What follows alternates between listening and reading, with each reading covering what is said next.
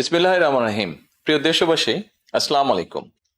আজকে আমি আপনাদের সাথে একটি বিষয় নিয়ে খুব সংক্ষেপে দুটি কথা বলতে চাই।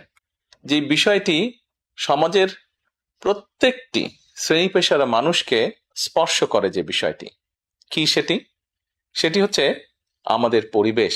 অর্থাৎ আমি, আপনি, আমরা সকলে যে পরিবেশটাতে থাকি সেই পরিবেশটি কেমন, আমার আশপাশটি কেমন। আপনারা নিশ্চয়ই অধিকাংশ ক্ষেত্রে খেয়াল করে দেখেছেন, আমরা ঢাকা শহরের যে কোনো রাস্তাঘাটই হোক, যে কোনো এলাকাই হোক, যে কোনো জেলা শহরের এলাকাই হোক, রাস্তাঘাট হোক, এমনকি উপজেলা পর্যায়েও ক্ষেত্র বিশেষে বিভিন্ন গ্রামগঞ্জেও আমরা দেখেছি যে যেখানে বাজার ঘাট বা রাস্তা চলাচলে বেশি, সেই জায়গাগুলোতে চারিদিকে একটা জিনিস খুব পরিষ্কারভাবে চোখে পড়ে, যেটি আমরা যখন ছোট ছিলাম, আজকে থেকে 40 বছর আগে, 30 বছর আগে দৃশ্যটা এমন ছিল না, কিন্তু বর্তমানে দৃশ্যটা এইরকম। সেটা কেমন? চারিদিকে আমার আপনার আমাদের ব্যবহার করা হাতের টিস্যু, অথবা আমার আপনার খাওয়া চিপসের প্যাকেট, অথবা বাসায় ব্যবহার করা রান্নার তেল যে তার প্লাস্টিকের বোতলটি, অথবা আমি বা আপনি পানি পান করেছি প্লাস্টিকের বোতল থেকে সেই বোতলটি, এরকম আরো অনেক ধরনের আবর্জনা যত্র তত্র সব জায়গায় ছড়িয়ে আছে। কোনো জায়গায় একটু বেশি জমা হয়ে আছে, অথবা যত্র তত্র লোকালয়ে চারিদিকে ছড়িয়ে আছে।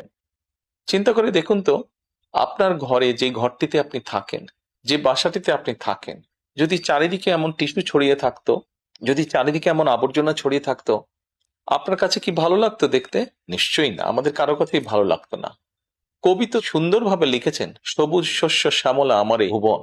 তো আসুন না, আমরা কেন আমাদের পরিবেশটাকে সুন্দর করতে পারবো না? বাংলাদেশের অধিকাংশ মানুষই পায়ে হেঁটে চলে, অথবা রিকশায় যায়, অথবা বাসে চলাচল করে। এই মানুষগুলো যখন রাস্তা পার হয়, বিভিন্ন জায়গায় যখন আবর্জনা জমে থাকে, ময়লা থাকে, এই মানুষগুলোর কিন্তু অনেক কষ্ট হয়, বিভিন্ন জায়গায় অনেক দুর্গন্ধ হয় এই আবর্জনা জমে থাকে।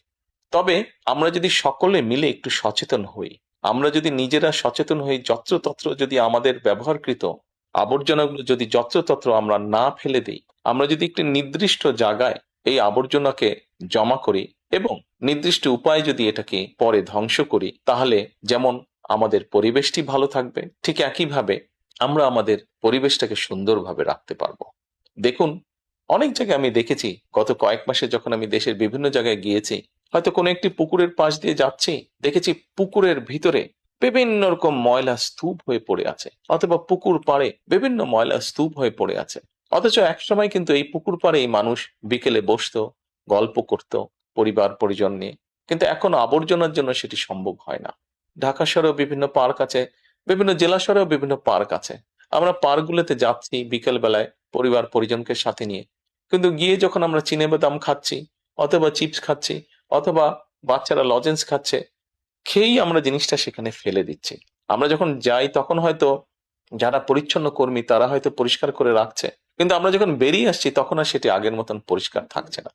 কিন্তু যদি যে পরিষ্কার থাকতো, আপনি যদি পরিষ্কার করে রেখে আসেন, আপনার পরবর্তীতে যে যাবে সেও সেই পরিচ্ছন্নতা, সুন্দর পরিবেশটি উপভোগ করতে পারবে। কাজে আসুন না, আমরা যদি আজকে থেকে প্রত্যেকে সচেতন হই, আমাদের হাতের আবর্জনা বা ব্যবহৃত আবর্জনা যদি নির্দিষ্ট জায়গায় সুন্দরভাবে আমরা গুছিয়ে ফেলি, তাহলে ধীরে ধীরে হয়তো আমরা আমাদের এই বাংলাদেশটাকে আবর্জনা মুক্ত করতে পারবো, সুন্দর একটি পরিবেশ গড়ে তুলতে পারবো। দেশটা তো আমাদের সকলের। আমরা সকলে মিলে যদি চেষ্টা করি, সকলে মিলে যদি একটু একটু করে করি, তাহলে আমরা বড় কিছু করতে সক্ষম হব। প্রিয় দেশবাসী, আপনাদের কাছে আজকে এই সহযোগিতাটা আমি চাইছি। আমরা সকলে মিলে আসুন, চেষ্টা করি আমাদের দেশটিকে পরিষ্কার সুন্দর রাখতে। আমরা সকলে মিলে চেষ্টা করি আমাদের পরিবেশটিকে সুন্দর পরিষ্কার রাখতে, যা নিশ্চিত করবে আমাদের আগামী দিনের বংশধরদের জন্য একটি সুস্থ দেশ, সুস্থ পরিবেশ।